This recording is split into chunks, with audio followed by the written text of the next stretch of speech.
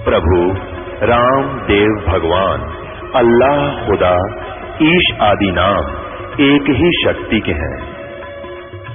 वो कैसा है, कहां है, कैसे मिलता है, किसने देखा है? ये प्रश्नवाचक चिन्ह पूर्ण रूप से हटाने के लिए अवश्य सुनिए जगत गुरु तत्वदर्शी संत रामपाल जी महाराज के अमृत वचन सर्व पवित्र धर्मों के पवित्र शास्त्रों के आधार पर।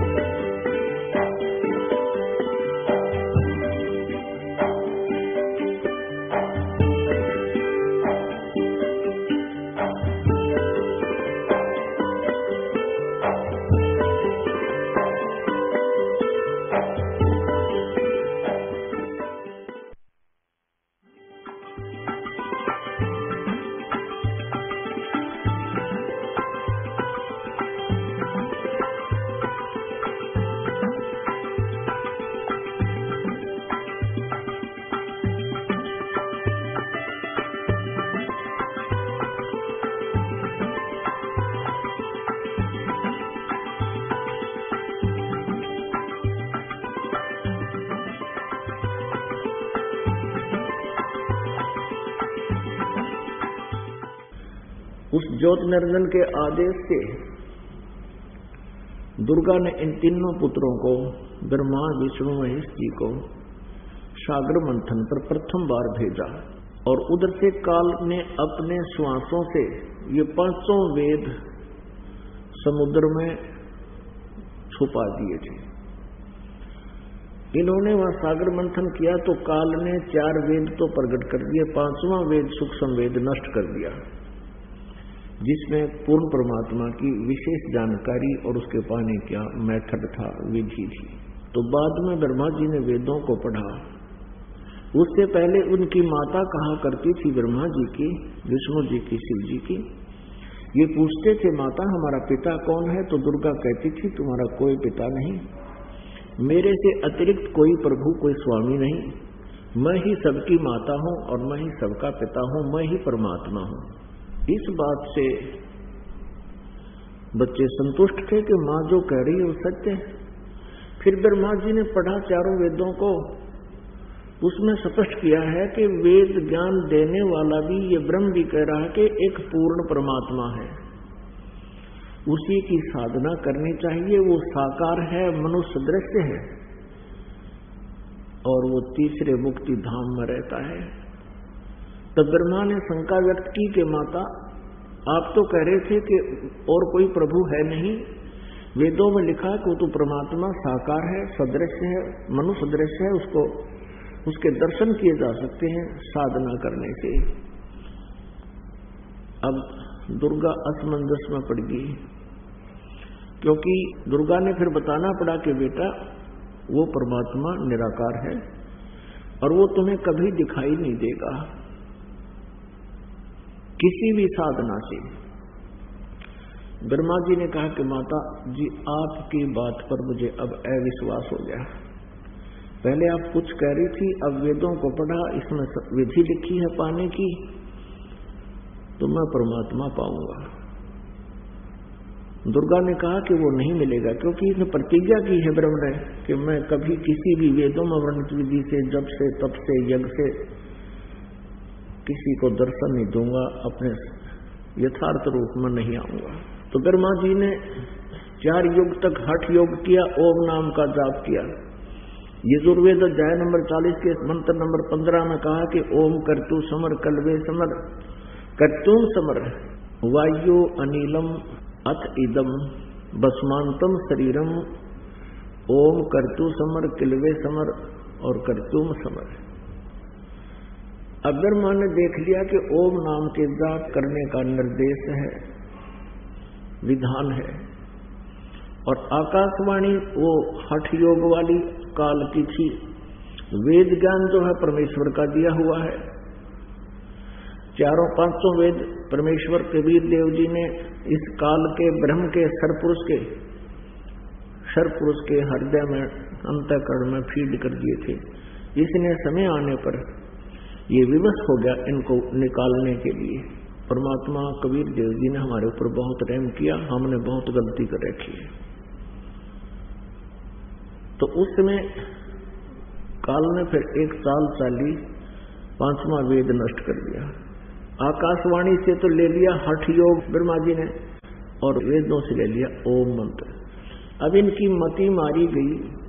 यजुर्वेद अध्याय नंबर 40 के श्लोक नंबर 10 में स्पष्ट किया है कि उस परमेश्वर को कोई तो साकार बताता है, कोई निराकार बताता है, कोई जन्म लेने वाला कहता है, कोई जन्म नहीं लेता ऐसा बोलता है। इसकी जानकारी तत्वदर्शी संत देंगे, उनसे सुनो। इससे सिद्ध हो गया कि वेद ज्ञान कंप्लीट नहीं है, संपूर्ण नहीं है, अधूरा है। उसके लिए स्पष्ट बता दिया कि वो पूर्ण परमात्मा की यथार्थ जानकारी तो तत्वदर्शी संत देंगे। यजुर्वेद अध्याय नंबर 40 के श्लोक नंबर 17 में अंतिम मंत्र है 40वें अध्याय का, और यजुर्वेद का भी अंतिम मंत्र है 40वां अध्याय, अंतिम अध्याय है। इसमें ये ब्रह्म कहता है कि मेरा तो ओम मंत्र है, और वो परमात्मा पूर्ण परमात्मा तो गुप्त है, प्रोक्ष है। जैसे गीता के अध्याय नंबर 15 के श्लोक नंबर 1 से लेकर 4 में बताया है कि ऊपर को जड़ वाला और नीचे को तीनों गुण रूपी शाखा वाला, ये उल्टा लटका हुआ संसार रूपी वृक्ष है। और जो संत इसको तत्व से जानता है, सब पार्ट्स के साथ जानता है, पत्ते क्या है, जड़ क्या, कौन भगवान है, तना क्या है, शाखा और डार क्या है, तो वो तत्वदर्शी संत है। तो परमेश्वर कबीर देव जी ने अपनी सूक्ष्म वेद में, अपने अमर वाणी में, सच्चिदानंद घन ब्रह्म की वाणी में, कबीर वाणी में, अर्थात इस तत्व ज्ञान में बता रखा है। अक्षर पुरुष एक पेड़ है, निरंजन वा की डार, और तीनों देवा शाखा है, ये पात रूप संसार। अब जैसे जमीन से बाहर तो दिखाई देता है, उसको पेड़ कहते हैं। जड़ प्रोक्ष है, वो गुप्त है, वो पूर्ण परमात्मा परम अक्षर ब्रह्म है। ऐसे ही यजुर्वेद अध्याय नंबर 40 के मंत्र नंबर 17 में स्पष्ट किया है कि वह पूर्ण परमात्मा तो प्रोक्ष है। अब यहाँ थोड़ी सी झलक आपको दिखाते हैं, जिस कारण से ये सभी ऋषि महर्षि भ्रमित रहे और काल तक की साधना करके इसी के जाल में फंसे रहे। देखिएगा यजुर्वेद महर्षि दानव सरस्वती कृत आर्य समाज प्रवर्तक प्रकाशक है सार्वदेशिक आर्य प्रतिनिधि सभा 2/5 महर्षि दान भवन रांडला मैदान नई दिल्ली से अनुवाद करता है इसके महर्षि दान सरस्वती 40 के 40 अध्याय मुद्रक ये है इसके। अब यजुर्वेद का अंतिम अध्याय का अंतिम मंत्र 2-3 मंत्र हैं, बिल्कुल निर्णायक ज्ञान देते। पहले तो ये देखिएगा गीता जी अध्याय नंबर 4 के श्लोक नंबर 34 में जो वर्णन है कि तत्व ज्ञान तत्वदर्शी संतों से समझ, तो यहां पर भी वही है। ये 40वां अध्याय है और इसका 10वां मंत्र है। हे मनुष्यों, इन्हीं का अनुवाद है। हे मनुष्यों, जैसे हम लोग धीराणाम माने जिनका ज्ञान टिकाऊ है, मेधावी योगी विद्वानों से यानी तत्वदर्शी संतों से जो वचन सुनते हैं, जो वे लोग हमारे प्रति व्याख्यान पूर्वक कहते हैं, विस्तृत ज्ञान देते हैं, वे लोग संयोग, ये देखो यह ना गलत कर दिया है, असंभवात माने उत्पन्न नहीं होने वाले, असंभवात असंभवात उत्पन्न होने वाले। इसका अर्थ ये है, आहु माने कहते हैं। कुछ लोग कहते हैं कि वो परमात्मा जन्म लेता है, संयोग जन्य है, अन्यत एव और ही कार्य का, अन्यत माने और अन्य, इस प्रकार कहते हैं कि वो असंभवात, आहु माने कहते हैं कि वो उत्पन्न नहीं होता। इसने गलत अनुवाद कर रखा है। इसका सीधा अर्थ बनता है कि कुछ तो संत भगत का कुछ लोग कहते हैं कि वो असंभवात माने उत्पन्न नहीं होना, संभवात माने जन्म लेना। उस परमात्मा का जिक्र है कि उसके विषय में कोई तो कहता है कि वो जन्म नहीं लेता, और कोई कहता जन्म लेता है।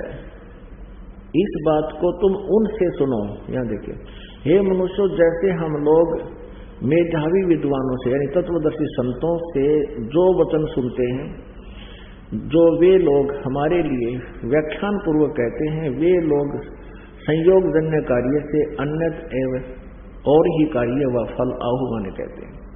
संभवात्मन उत्पन्न नहीं होने वाले कारण से अन्यत और कहते हैं।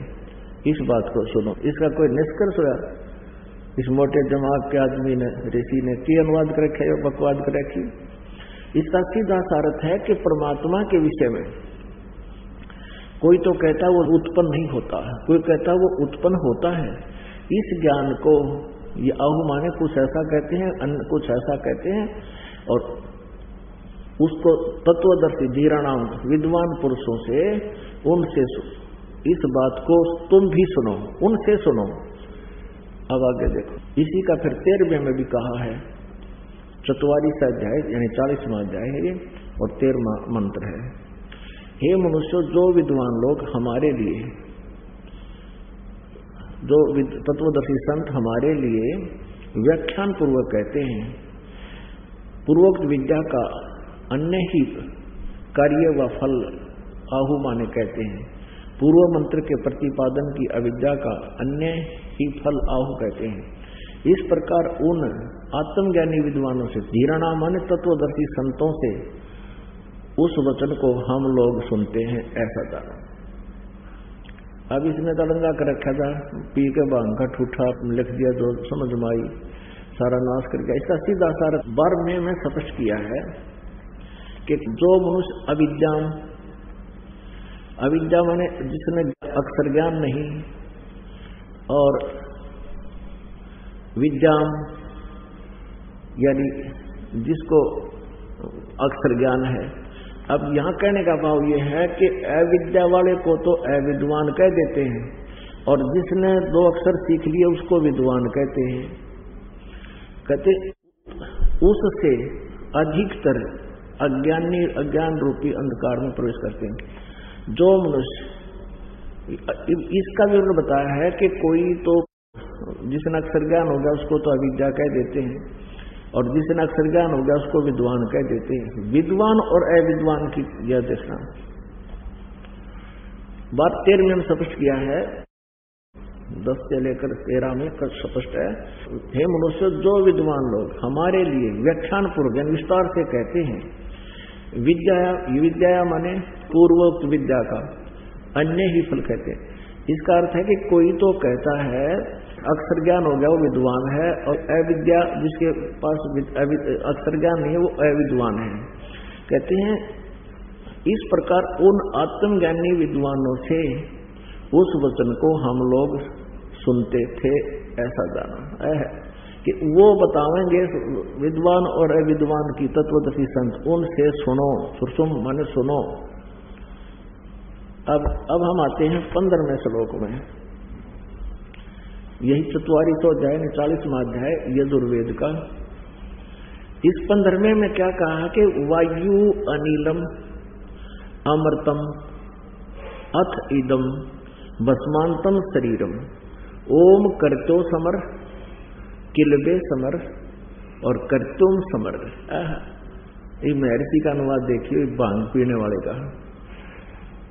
हे कर्तो माने हे कर्म करने वाले जीव तू, शरीर छूटते समय ओम, ये ओम स्पष्ट लिखा है संस्कृत में, ब्रैकेट में इसने वो मूल संस्कृत को लिया है, अनुवाद बाहर किया है। इस नाम वाच्य ईश्वर को स्मरण कर, अड़ाजी अड़ंगा स्पष्ट लिखा है कि ओम करतो समर किलबे समर करतुम समर। ओम नाम का जाप करो, काम करते करते सिमरण करो, विशेष कसब के साथ यानी किलबलाहट के साथ सिमरण करो, और मुख्य कर्तव्य जानकर, अपना मनुष्य जीवन का प्रथम कर्तव्य जानकर, कर्म जानकर के भक्ति करने के लिए मनुष्य शरीर प्राप्त हुआ है। इसलिए ओम का सिमरण करो। भस्मांतम शरीरम, शरीर छूटने तक इसका सिमरण करो। और इसने अड़ंगा डाल दिया, इसने ये भी नहीं लिखा कि ओम का सुमरण करो, नहीं, हे कर्म करने वाले जीव तू, कर्तो माने कर्म करने वाले। इसका अर्थ है कि ओम काम करते करते सिमरन करो, विशेष कसक के साथ सिमरन करो, अपना परम कर्तव्य जानकर सिमरन करो। और यूं कहे ओम नहीं सिमरन करना, ओम ब्रैकेट में ले लिया, इस नाम वाच्य ईश्वर को सिमरन करे। अब यूं कहे ओम जाप नहीं करना, जिसका ओम नाम है उसका सिमरन करे। और इसमें सफल क्या है, ओम का जाप करे। अब यहाँ युद्ध अनाड़ी था, इसने जो कर दिया सो कर दिया, लेकिन ब्रह्मा जी ने ये ले लिया कि ओम नाम का जाप बताया। लेकिन ये भी समझ में ना आई कि इसमें तो लिखा है काम करते करते सिमरन करना, कि हठियों का जिक्र भी नहीं। लेकिन ब्रह्मा जी उस आकाशवाणी से जो काल ने की थी कि तप करो, उससे घना प्रभावित हो गया और वेदों को समझ नहीं सका। अपरमात्मा कहते हैं गुरु बिन वेद पढ़े जो प्राणी, और समझे नहीं सार रहे अज्ञानी। सतगुरु बिन काहु न पाया ज्ञाना, जो थोथा भूस छड़े मूड के साना। अब ये थोथा भूस छड़े थे, बाजरे के बूमबड़े पर लठ मारे थे, या धान की पराल पर लठ मारे थे, उसमें से कणक ढूंढे थे, धान ढूंढे थे। यानी शास्त्र गुरु साधना मनमाना आचरण करके भूस कूटना है। अब इसमें क्या है कि पूरे चारों पवित्र वेदों में कहीं हठ योग का प्रावधान नहीं, पवित्र गीता जी में भी हठ करने का कहीं पर भी प्रावधान नहीं, न आदेश है, बल्कि मना किया है कि जो अविधि पूर्वक शास्त्र विधि त्याग का जो घोर तप को तपते हैं वो राक्षस स्वभाव के जान, और वो मुझे भी कष्ट देते हैं। गीता ज्ञानदाता ब्रह्म कहता है, क्योंकि ये शरीर के अंदर प्रत्येक प्राणी के शरीर में,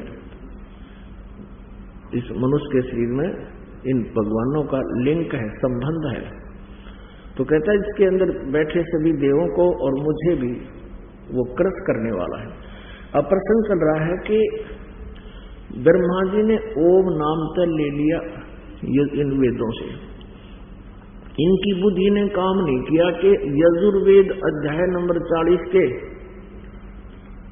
अंतिम मंत्र में, 17वें मंत्र में, यजुर्वेद के अंतिम मंत्र में निर्णायक ज्ञान दे दिया कि वो परमात्मा तो गुप्त है, उसके बारे में तत्वदर्शी संत बताएंगे, वो क्लियर कर दिया 40वें अध्याय के 10वें और से लेकर 13वें तक, इन 4 श्लोकों में, 4 मंत्रों में। और यहां बता दिया कि वो परमात्मा तो प्रोक्ष है और मैं ब्रह्म स्वर्ग में रहता हूं, ब्रह्मलोक में रहता हूं, आकाश में, उस दिव्य आकाश में रहता हूं, मैं ब्रह्म हूं, मेरा ओम नाम है। ये देखिएगा, ये वही यजुर्वेद हमने ये पढ़ा भी, 15वां हमने पढ़ लिया, अब हम 17वां पढ़ते हैं। ये 17वां है, 44वां अध्याय यजुर्वेद भाषा और 17वां श्लोक। अनुवाद। हे मनुष्यों, जिस ज्योति स्वरूप रक्षक मुद से अविनाशी यथार्थ कारण के आच्छादित मुख के तुल्य उत्तम अंग का प्रकाश किया जाता है। अब ये क्या कहता है कि मैं जो पूर्ण परमात्मा के विषय में जानकारी दे रहा हूं, जो वह प्राण व सूर्य मंडल में वो पूर्ण परमात्मा है, वह प्रोक्ष रूप, वो तो प्रोक्ष रूप है, वो तो प्रोक्ष है, गुप्त है। वो मूल परमात्मा जैसे पेड़ की मूल यानी वृक्ष की मूल प्रोक्ष होती है जमीन में, तो वह स्पष्ट कर दिया है कि वह पूर्ण परमात्मा है, वह सूर्य मंडल में पूर्ण परमात्मा है और वह प्रोक्ष है, वह प्रोक्ष है। और फिर कहता अहम, ये वेद ज्ञानदाता ब्रह्म कहता अहम, मैं खम माने आकाश में, दिव्य आकाश में मैं ब्रह्म हूं।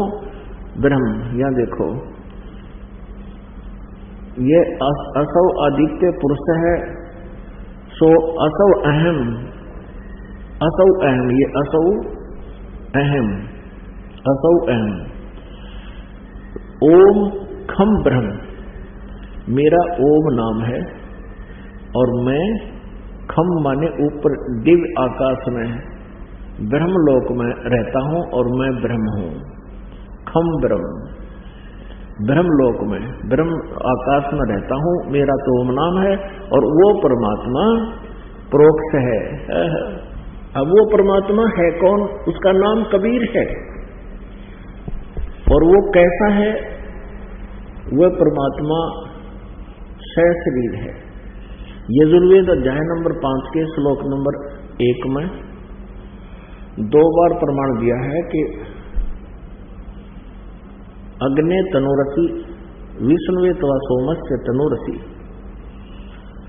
अग्नि माने परमेश्वर, तनु माने शरीर, असी माने हे परमेश्वर आपका शरीर है, आप साकार हैं। दूसरी बार कहा कि विष्णुवे तवा सोमस्य, उस अमर पुरुष का सबके पालन पोषण धारण पोषण करने के लिए शरीर है।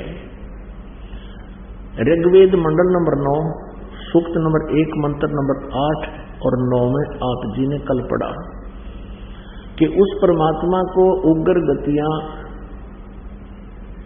उग्र स्थितियां प्रेरणा करती है, प्रेरित करती है, फिर वो भासमान शरीर को धारण करता है।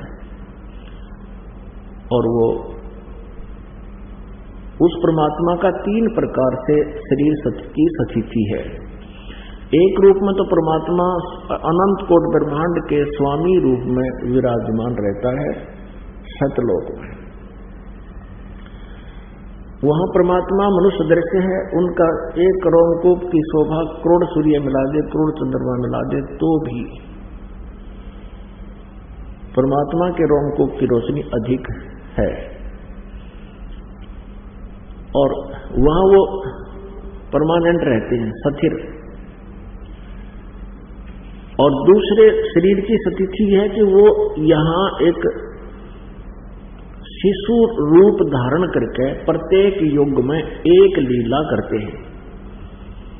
और उसमें वो ऐसी ही लीला करते हैं कि उनको कोई निसंतान दंपति उठा ले जाते हैं और जिस भी घर में पलते हैं उसी नाम से वो कहलाते हैं। जैसे सतयुग में महर्षि कहलाए, ऋषि कहलाए, ब्राह्मण कहलाए परमात्मा। द्वापर में भी ब्राह्मण उनको ले गए थे तो ऋषि कहलाए। और त्रेता युग में एक वाल्मीकि ने उनको उठा लिया था तो तब वो वाल्मीकि कहलाए, करुणा में नाम से आए थे। और कलयुग में एक जुलाहा उठा ले गया तो वो जुलाहा कहलाए हैं।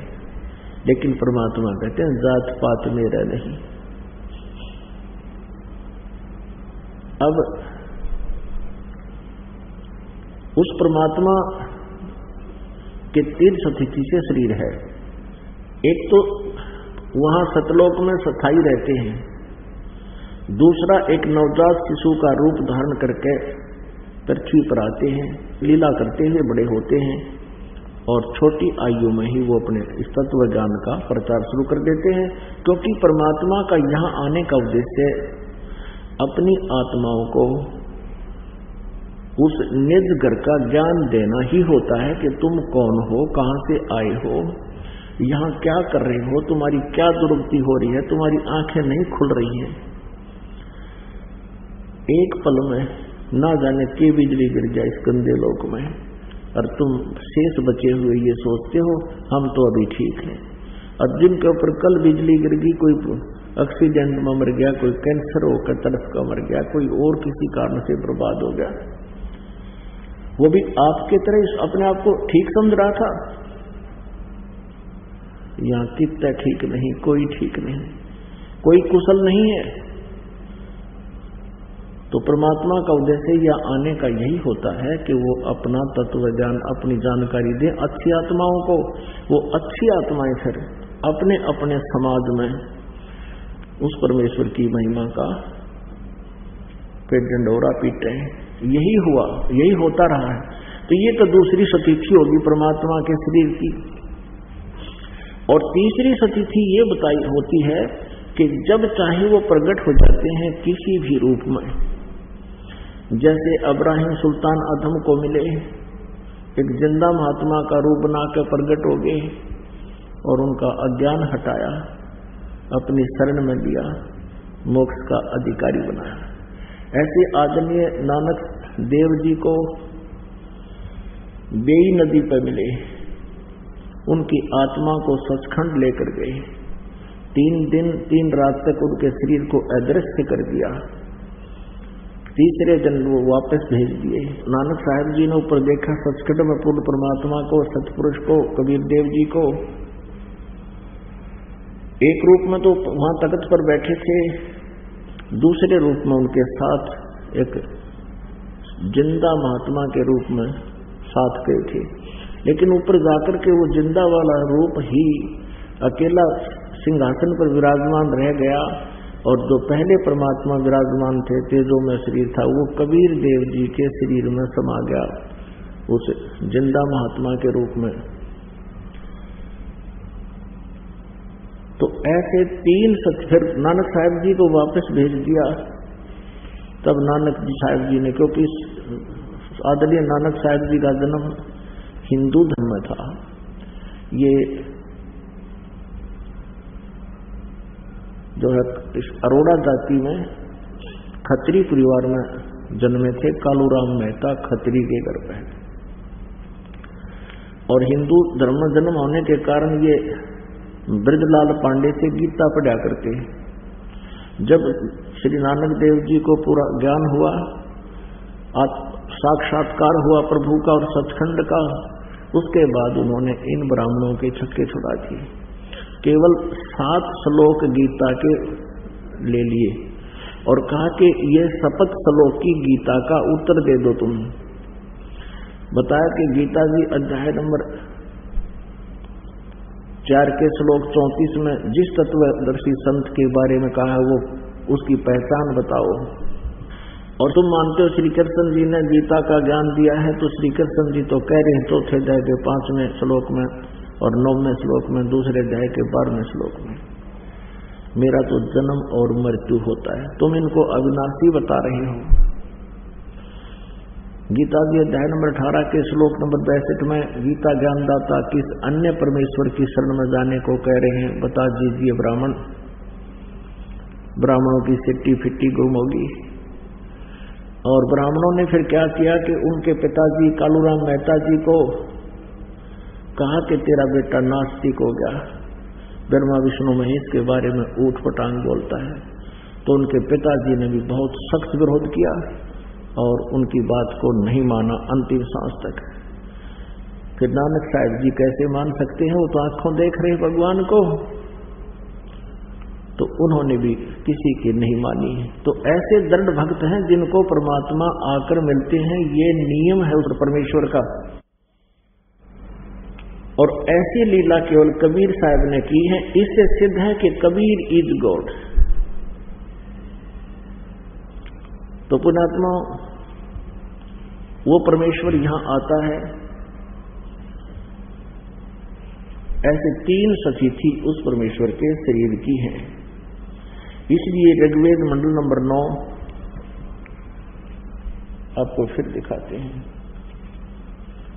पुण्यात्मा, आपको बताया कि आप विद्यार्थी हैं और फाइनल एग्जाम तक विद्यार्थी ने अपने सिलेबस का रट्टा लगाते रहना चाहिए, नहीं तो फिर भूल पड़ जाती है, एग्जाम में फिर विचलित हो जाता है। जब तक आप इस संसार में हैं, आप विद्यार्थी हैं। जब आपका शरीर छूटेगा तब आपकी परीक्षा प्रारंभ होगी। कल भी बताया था, फिर भी आप नोट करते रहिए क्योंकि नए श्रोता भी आते हैं। शरीर छूटने के बाद आपका सूक्ष्म शरीर होता है, ये शरीर रह जाता है यहाँ पर। इस शरीर के माध्यम से हमने जैसा भी अभ्यास प्रैक्टिस किया है, जितनी भी भक्ति कमाई की है, वो सूक्ष्म शरीर में रह जाती है। वही स्वभाव, वही क्रियाएं, वैसे ही भाव। तो फिर आगे चलकर जब हम यहां से चलते हैं तो फिर हमारी परीक्षा होती है। तो उस समय ये ज्ञान आपको याद रहेगा तो काल आपको विचलित नहीं कर पाओगा। अब आपको दिखाते हैं ऋग्वेद मंडल नंबर 9 सूक्त नंबर 1 और मंत्र नंबर 8 और 9 में, जैसा कल भी दिखा था, ये देखिएगा। प्रकाशक है सार्वदेशिक आर्य प्रतिनिधि सभा, महर्षि दान भवन, रामलीला मैदान, नई दिल्ली। ये इन्होंने वैसे गलत कहा, यहाँ पर महर्षि दान सरस्वती कृत नहीं है, या फिर यह मोहर वैसे लगा देते थे इसकी, क्योंकि जहां महर्षि दान का नाम लिखा होता ये वेद बिक जाया करते हैं। इन्होंने दुकान खोल रखी थी, इन अड़ंगा उड़ंगा करके उल्ट वेद अनुवाद, और जहां इसका महर्षि का मोहर लगी पाई तो उन्होंने सबने खरीद लिए, बुद्धिमान लोगों ने, नहीं तो वो खरीदते नहीं थे। मुद्रक है प्रिंस ऑप्शन प्रिंटर 1510 पटौदिया, दरियागंज, नई दिल्ली। अब ये कंसेप्ट क्लियर करना पड़ेगा, क्योंकि ये प्रसंग बीच में आ गया कि ये दयानंद जी का अनुवादित नहीं है, 9वां मंडल, 9वां और 10वां। अब आपको ये कंसेप्ट क्लियर करते हैं कि ये जो इन्होंने गलत लगा रखा है, लिखा है महर्षि दानंद सरस्वती कृत, ये दानंद जी का अनुवाद नहीं है इसमें, इससे स्पष्ट होगा। ये देखिएगा, ये एक महात्मा है श्रीपाद दामोदर सातवलेकर, ऋग्वेद भाष्यम, भाष्यकार हैं महर्षि दानंद सरस्वती। ऋग्वेद के केवल 1 से लेकर 6 मंडल तक इसने अनुवाद किया हुआ, बस इसके बाद इनकी मृत्यु हो गई थी।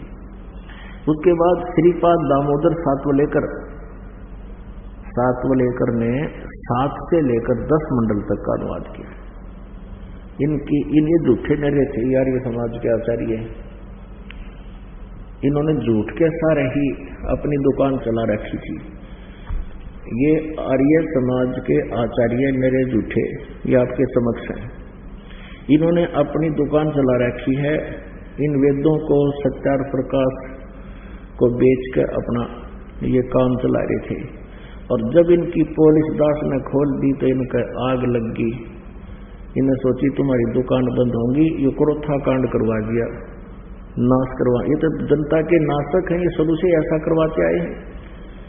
लेकिन वर्तमान में आज से 600 वर्ष पहले वाला मानव नहीं है, बहुत बुद्धि रखता है और प्रत्येक इंसान की वो चाल को समझता है, बोलते ही परख जाता है ये कहाँ बोल रहा है, यह क्या उद्देश्य रखता है। तो अब ऋग्वेद मंडल नंबर 9 फिर दिखाते हैं, उसमें क्या अनुवाद किया है। यदि ये महर्षि दानंद इसका अनुवाद करता, इसका नाश कर देता, कति कुछ भी समझ में नहीं आने देता। शुक्र है इसकी जल्दी मृत्यु होगी, 59 साल की उम्र में। उसके बाद फिर इन्होंने अन्य आचार्यों ने मिलता जुलता सा कुछ ठीक अनुवाद कर दिया, जो आज हमें आपको समझाने में सुविधा हो रही है। नहीं तो दास को तो 100% विश्वास हो गया था, जो मालिक ने वचन बोल दिया फाइनल है। और जिन महापुरुषों ने परमात्मा को देखा, जैसे आदरणीय गरीबदास साहिब जी, गांव छुड़ानी, जिला झज्जर, हरियाणा वाले, इनको भी परमेश्वर आकर मिले थे। ऐसे ही तीसरी सतीथी में जिंदा महात्मा के रूप में आए थे, जैसे श्री नानक देव जी को मिले, ऐसे आदरणीय दादू साहिब जी को मिले, ऐसे आदरणीय गीता दास साहिब जी को मिले, खेखड़ा वाले को, इस उत्तर प्रदेश मेरठ जिला में। ऐसे ही आदरणीय मुलुकदास साहिब जी को मिले। मुलुकदास जी अरोड़ा जाति से थे, खत्री जाति से। और आदरणीय धर्मदास साहिब जी से मिले, ये लाला जी थे। और आदरणीय स्वामी रामानंद जी से मिले, ये ब्राह्मण पंडित थे। तो ऐसे ही लीला करते हैं परमात्मा, अपने सतलोक से चलकर आते हैं। उनसे तीसरी सतीथी में आए और कुछ लीला करके चले गए। अब हम दिखाते हैं आपको, परमात्मा सहशरीर है। ये वही ऋग्वेद मंडल नंबर 9, 10 महर्षि दानंद, ये गलत लिखा है मैंने, यहां देखो, यहां भी प्रकाशक सार्वदेशिक आर्य प्रतिनिधि सभा, महर्षि दानंद भवन, रामलीला मैदान, नई दिल्ली। ये गलत लिखा है उन्होंने, महर्षि दानंद सरस्वती कृत। 9 और 10 मंडल महर्षि दानंद के नहीं है, 7 से लेकर 10 तक अन्य किसी आचार्य ने किए हैं। मुद्रक है Prince offset printers, 1510 Pataudi house, Daryaganj, New Delhi से। इसके 9वें मंडल का आप देखिएगा, ये नव मंडल ऋग्वेद का 9वां मंडल है। और ये प्रथम सूक्त और प्रथम ही मंत्र इसमें इन्होंने कहा है सोम माने हे परमात्मन। अब दूसरा मंत्र, मंडल नंबर 9 सूक्त नंबर 1 है और मंत्र नंबर 2, एक आपने पढ़ जाए, ये 2, इसमें भी हे परमात्मन। ये 3 मंत्र में हे परमात्मन, ये 4 मंत्र में हे परमात्मन। ये दास आपको क्या समझाना चाहता है ये देखिएगा। 5 में हे परमात्मन, और यही ऋग्वेद मंडल नंबर 9 सूक्त नंबर 1 के मंत्र नंबर फिर 6 में भी हे परमात्मन। अब ये दयानंद सरस्वती परमात्मा को निराकार बताया करता था, इसलिए वेदों का अनुवाद करते समय इनका याद आ गई इन आचार्यों के क्यों हो अड़ भगवान लिख दिया था, अगर साकार लिखा है तो यहाँ बदल दी, साथ में मैंने बोली बदल दी, लैंग्वेज बदलने लगे। उस पुरुष को यहाँ लिखना था उस परमात्मा को, आगे देखो 8वें में भी बोली बदल गई है, उस पुरुष को यहाँ लिखना था उस परमात्मा को, क्योंकि वो आगे लगातार 6 में परमात्मा परमात्मा कह रहे हैं। यहाँ कलम कैसे रुक गई उनकी, क्योंकि ये नहीं चाहते थे जनता को सच्चाई का पता लगे। लेकिन कब तक छुपा सकते हैं, चोर चुरावे तू बड़ी गाड्डा पानी में, वह गाड्डा वह ऊपर आवे, सच्चाई छानी ना। उस परमात्मा को उग्र गतियां यानी विशेष परिस्थितियां प्रेरणा करती हैं। जैसे जब परमेश्वर आए, कबीर जी आग लगी पड़ी थी, कोई भक्ति को जानता नहीं था, उत भूत की पूजाएं शुरू कर दी थी, उस परमात्मा को उग्र गतियां प्रेरणा करती हैं। और भासमान शरीर को, तेजोमय शरीर को वह पुरुष यानी वह परमात्मा प्राप्त होता है, तेजोमय शरीर धारण करता है, उसका तेजोमय शरीर होता है। आगे देखो, अब यहां लिखा है जिसमें 3 प्रकार से, जिसमें त्रिधातु 3 प्रकार से दूसरों का वर्ण करने वाला, दूसरों का कल्याण करने वाला मधु में शरीर मिलता है।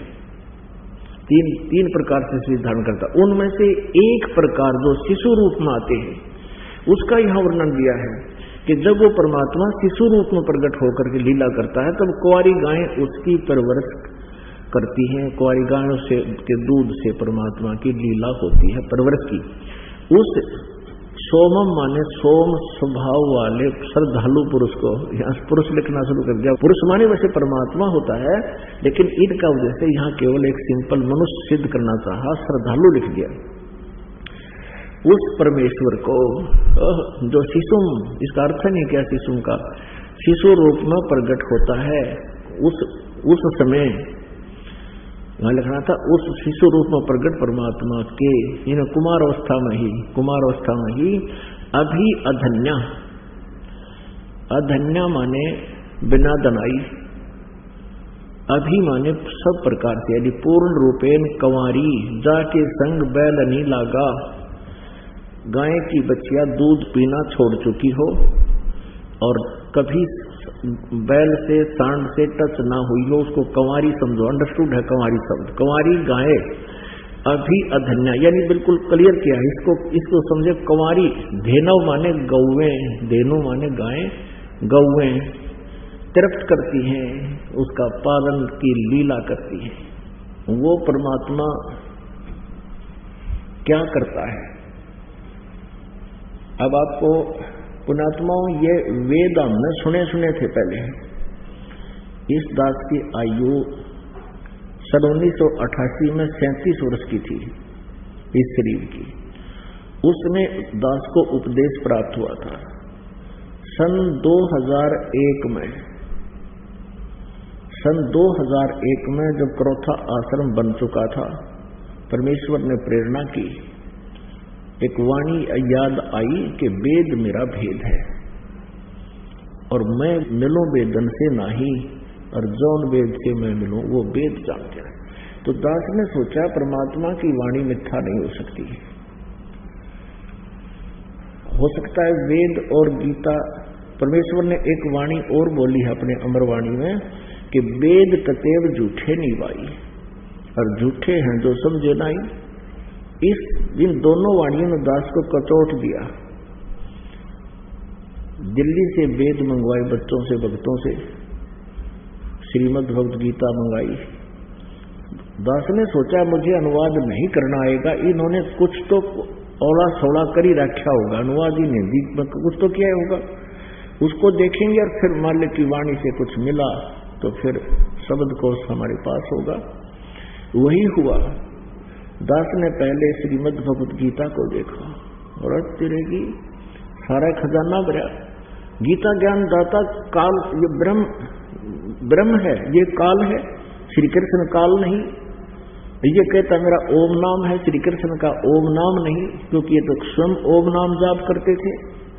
फिर गीता जी अध्याय नंबर 18 के श्लोक नंबर 62 में कहा कि उस परमेश्वर की शरण में जाओ। गीता जी के 15वें अध्याय के 16-17 में 3 प्रभु, सर्वपुरुष, अक्षर पुरुष और परम अक्षर पुरुष। अक्षर पुरुष एक पेड़ है, निरंजन वाक की डार। 15वें अध्याय के 1 से 4 में एकदम रोशनी हुई उत्तरे की। फिर सारा देखा, फिर सोचा इसका अलग से व्याख्यान करें, तो दास ने फिर गहरी नजर गीता पुस्तक में गीता जी का यथार्थ अनुवाद एज इट इज कर रखा, जो आप जी के पास पहुंच चुकी है। तो इसी प्रकार फिर वेदों को देखा। ओहो, अब वेदों को आपके लिए जरूरी था कि इन वेदों में कुछ ऐसा लिखा हुआ मिल जाए जो आप भी समझ सकें कि इसमें सही सेंस बनी हुई है। और वो परमात्मा ने कृपा कर दी, दानंद की मृत्यु होगी। इसने देखो यजुर्वेद आपको सुनाऊंगा, हे मनुष्य लोगों, जैसे मैं अभी बिजली प्रसिद्ध रूप की अड़ंगा को सेंस नहीं उसकी, इसे अड़ंगा कर रखे इनका। और फिर इनको सद्बुद्धि जी, इन आचार्यों को, शेष बचे हुओं को, उन्होंने ठीक अनुवाद कर दिया और वो आपके समक्ष दास रूबरू करता। वैसे तो ये अनुवाद दास जो कर देता, आप जी तो खैर पुण्यात्मा है, संत की बात पर विश्वास करते ही आए हो, इन नकलियों पर भी कर रखा था हमने विश्वास। लेकिन वहां से जो यहाँ आएगा, दूध का जला हुआ लस्सी को भी, छाछ को भी फूंक मार के पिया करें। तो यहाँ आकर यदि दास वैसे कहता कि इसका अनुवाद ये गलत है, ऐसा बनता है, तो कोई नहीं मानता। आप जी को भी अन्य भ्रमित कर देते कि नहीं, आपके गुरुजी तो संस्कृत जानते ही नहीं। जैसे कबीर जी को कहा करते वो नकली, परमेश्वर कबीर जी के बारे में कहा करते थे कि कबीर क्या जाने वेदों और गीता के बारे में, क्या जाने पुराणों के बारे में, ये झूठ बोलता है क्योंकि ये शिक्षित नहीं है, इसको अक्षर ज्ञान नहीं है, ये संस्कृत भाषा नहीं जानता। तो उनकी तब तो चल गई वह बात, तब तो उनकी दाल गल गई। लेकिन आज परमात्मा ने सारे हथियार उठा रखे, हर तरह से उनके उन अज्ञानी गुरुओं के हर तरह से रास्ते बंद कर दिए। अब वेदों में अनुवाद इन्हीं का किया हुआ है और उसे स्पष्ट है कि परमात्मा साकार है और ये निराकार का ढोल पीट रहे थे। उसका नाम कबीर है, इन्होंने उनका अर्थ गलत कर दिया। अब देखिएगा, आपको थोड़ा सा दिखाते हैं।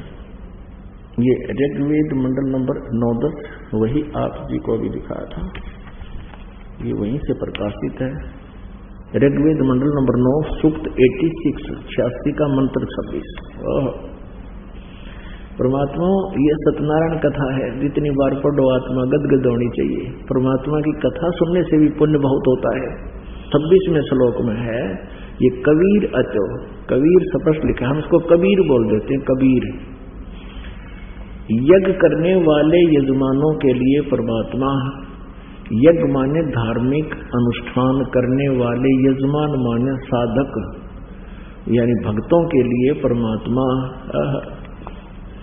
सब रास्तों को सुगम करता हुआ उनके विघ्नों को मर्दन करता है, उनके सारे संकटों का नाश कर देता है, उनको पवित्र करता हुआ और अपने रूप को, परमात्मा निराकार हुआ, ये साकार है, अपने रूप को सरल करता हुआ।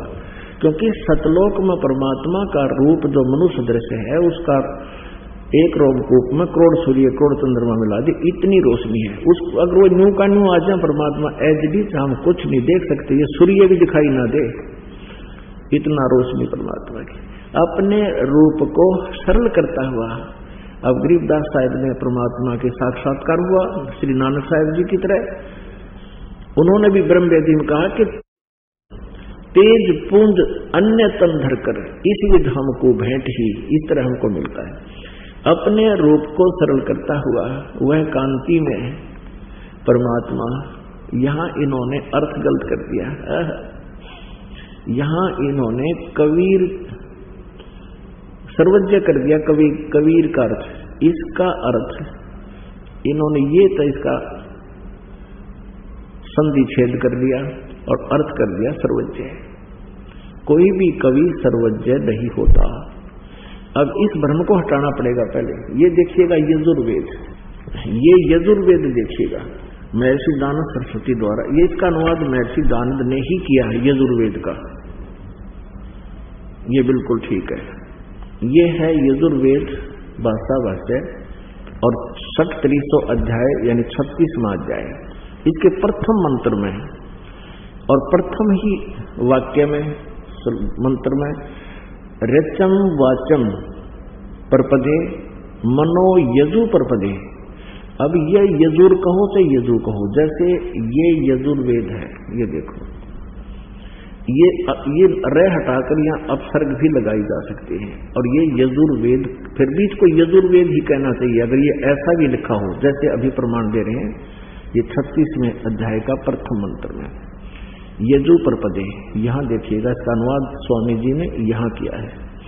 ये यजु शब्द है और इन्होंने इसको यजुर्वेद लिखना पड़ा। बिल्कुल सही है। अगर यजु भी कहीं लिखा और ये इसका अर्थ तो यही करना चाहिए था। यदि यहां कोई कर दे यज्ञ स्तुतियों का संग्रह, तो कैसे समझेगा ये की चीज? ये इसका कुछ और अर्थ कर देते हैं, कबीर का कर दिया उन्होंने सर्वज्ञ, वो होता ही नहीं। और यहां इसका अर्थ कर दे कुछ और, पूज्य लिख दे इसका, यजु माने पूज्य। तो कहां ढूंढे उस यजुर्वेद ने? लिखना था यजुर्वेद की महिमा, क्योंकि यजुर्वेद की महिमा गाई जा रही है। तो यहां यजु का अर्थ भी यजुर्वेद लिखेगा जिसने सही ज्ञान है, अनाड़ी से कुछ भी कर दो। तो यहां ये विचलित नहीं था दयानंद, इसने यहां यजुर का अर्थ यजुर्वेद लिखना पड़ा। इसी तरह पुण्यात्माओं, इस शिक्षा का यदि आपको कोई पुण्य है, कोई लाभ है, कोई बेनिफिट है, यही है कि आप भगवान को स्वयं पहचान लोगे। अभी तक इन नकली गुरुओं ने हमारा एंडोला बना रखा था। कोई सिर पैर हमें बता नहीं पा रहे थे और हम इन पर विश्वास करके अपना जीवन व्यर्थ कर गए। हमारे पूर्वज इन्होंने भूत बनवा दिए सारे, और फिर उनके कहने लगे तुम्हारे पिताजी दुखी हो रहे हैं और उनको स्वर्ग में असुविधा हो रही है, कहे स्वर्ग में चले गए, और तुम्हारे पिताजी भूखे हैं। वो ब्राह्मण गुरु कहा करते थे, कहते थे उनको गाय की जरूरत है, एक गाय, लागड़ गाय यानी दूध वाली गाय चाहिए। अब श्रद्धालु ने सोचा पिताजी ने सारी उम्र हमारे लिए कितना काम किया, माँ बाप ने, क्या हम एक गाय नहीं दे सकते उसको? अपने बच्चों के मुंह से दूध निकाल कर इन नकलियों को दे देते थे और वह खुद दूध पीवा परिवार। अन्यों के स्वर्ग में तुम्हारे पिता को मिल गया, भले आदमी। फिर स्वर्ग में कहा, स्वर्ग में दूध को ना, तो इसे स्वर्ग ने के फूक के जहाँ दूध ना मिलता या कपड़े ना मिलते, 500 लत्ते दे दो, हमने तेरे पिताजी के पास पहुंच जाएंगे। एक बार परमात्मा कबीर जी गंगा के घाट पर गए, वहां बनारस में एक स्नान करने का स्थान था। वहां ब्राह्मण लोग और अन्य उनसे भ्रमित व्यक्ति गंगा का जल उठावे और नो का नो गंगा में डाल दे, और या कुछ एक बार से लाकर पटड़ी पर सूर्य की तरफ मुंह कर डाल दे। तो परमात्मा ने पूछा, तुम क्या कर रहे हो श्रद्धालुओं और ऋषिजियों, ब्राह्मणों, तुम क्या कर रहे हो? कहने लगे, हम अपने पितरों को स्वर्ग में जल भेज रहे हैं। बड़े हंसे परमात्मा। बोला, अच्छा, इतने करोड़ों अरबों कोस दूर तुम्हारे देवताओं को, पितरों को ये जल मिल जाता है? हाँ। तो परमात्मा बढ़ गए धोती टाइम के गंगा में और लगे ऐसे पानी पटड़ी पर फेंकने, गंगा का अंधाधुंध मट गई। कुछ एक ने पूछा, कबीर क्या कर रहे हो आप? कहने लगे, वहां मैंने अपनी झोपड़ी के पास एक बगीचा लगा रखा है उसमें पौधे हैं छोटे छोटे, उनको पानी भेज रहा हूं। तो वह कहने लगे मूर्ख, जो वहां कैसे पानी जाएगा, सारा यही तो गिर रहा है, वहां तक कैसे जाएगा? जब तुम्हारे पितरों के पास करोड़ों किलोमीटर चला जाएगा तो मेरी 2 किलोमीटर में नहीं जाएगा क्या? ये है मूर्ख बना रहे, मन तो मूर्ख और मूर्ख तुम आप। तो पुण्यात्मा, ये परमेश्वर पूर्ण ब्रह्म, इन्होंने आकर यथार्थ ज्ञान दिया। अब आप देखिए, अब परमेश्वर की महिमा पढ़ोगे, जहां कवि शब्द भी इन्होंने लिख दिया, उस कबीर का अर्थ भी कबीर देव लिखना पड़ेगा। हम उसको कबीर साहब कहने लगे। ये संस्कृत के ज्ञाता है और व्याकरण के माहिर। यदि ये कहें कि इसका अर्थ हम अर्थ ना करें और कवि लिख जाएं, कवि लिख दो कि वो कवि परमात्मा है, क्योंकि उस परमात्मा को कवि, उसका नाम ही कवि है। हम कवि को कवि कहने लगे, कवि, हम कवि साहब। लेकिन इस वेदों में कबीर देव है और कबीर देव की वजह से हम कबीर साहब कहने लगे अपनी मातृ लैंग्वेज में, मदर लैंग्वेज में। कबीर देव, देव माने परमेश्वर, देव माने साहब होता है। साहब कहो, भगवान कहो, राम कहो, तो इस प्रकार ये कबीर देव, हम कबीर साहब कहने लगे। तो अब देखिएगा, ऋग्वेद मंडल नंबर 9 और सूक्त नंबर 86 और मंत्र नंबर 26, ये हम पढ़ रहे हैं। ये आपने पढ़ लिया, हम यहां तक आगे कि यज्ञ करने वाले यजमानों के लिए परमात्मा, धार्मिक अनुष्ठान करने वाले भक्तों के लिए प्रभु परमात्मा, सब रास्तों को सुगम करता हुआ उनके विघ्नों को मर्दन करता है, उनको पवित्र करता हुआ और अपने रूप को सरल करता हुआ, हल्के तेज पुंज का रूप धारण करके वह कांति में परमात्मा कबीर देव। अब सुनाओगे आपके कबीर देव, कबीर साहब, विद्युत के समान, कहते पहुंचूंगा क्षण एक में अपने जन के पास, एक क्षण में बिजली जैसी गति से आता है क्रीड़ा करता हुआ और वर्णीय पुरुष को प्राप्त होता है। वर्णीय माने श्रेष्ठ दृढ़ भगत को। आगे देखिए, अब 27वें श्लोक में ऋग्वेद मंडल नंबर 9 सूक्त नंबर 86 का मंत्र 26 पढ़ लिया। अब 27 पढ़ते हैं। ये निराकार निराकार करा करते बकवादी। इसमें लिखा है कि जो परमात्मा ध्रुवलोक के तीसरे पृष्ठ पर रहता है, बैठा है, विराजमान है, यानी एक देशीय है, ऊपर सतलोक में बैठा, तीसरे लोक में। अब ऋग्वेद मंडल नंबर 9 सूक्त नंबर 82 का ये देखिएगा, 1, 2, 3 इसमें और क्लियर कर दिया है। और ये एक मंत्र यहां पर है, ऋग्वेद मंडल नंबर 9 सूक्त 82 का मंत्र 1, जो सर्व उत्पादक प्रभु प्रकाश स्वरूप, यहाँ पर अरुष्य का मतलब है तेजो में शरीर युक्त, सद्गुणों की वृष्टि करने वाला, पापों का नाश करने वाला, पापों के हरण करने वाला, वह राजेव, राजा के समान। राजेव, ये देखो 269 पृष्ठ पे है ये राजेव, राजा के। आगे देखो 270 पे ये लिखा, राजा के समान दर्शनीय है, देखने जोगा है, साकार है, देखने जोगा है। वह पृथ्वी आदि लोक लोकांतरों के चारों ओर शब्दमान हो रहा है। वह वर्णीय पुरुष को, वर्णीय पुरुष यानी श्रेष्ठ भगत को, व्यक्ति को, श्रेष्ठ व्यक्ति को, जो दृढ़ भक्त है, अच्छी आत्मा को जो दृढ़ है, फिर किसी के नहीं सुनता तो एक सारा संसार कुछ कर लो, उसको पवित्र करता हुआ प्राप्त होता है। कैसे? जिस प्रकार विद्युत यानी आकाशीय बिजली और स्नेह वाले स्थानों को आधार बनाकर प्राप्त होता है। जैसे आकाशीय बिजली गिरती है, पहले पुराने समय में कांसी धातु के बेले थाली होते थे, तो उनको छुपाया करते थे, वर्षा के दिन घर में रख देते थे कि बिजली ना गिर जाए, क्योंकि वो उस पर उसका अट्रैक्शन होता है।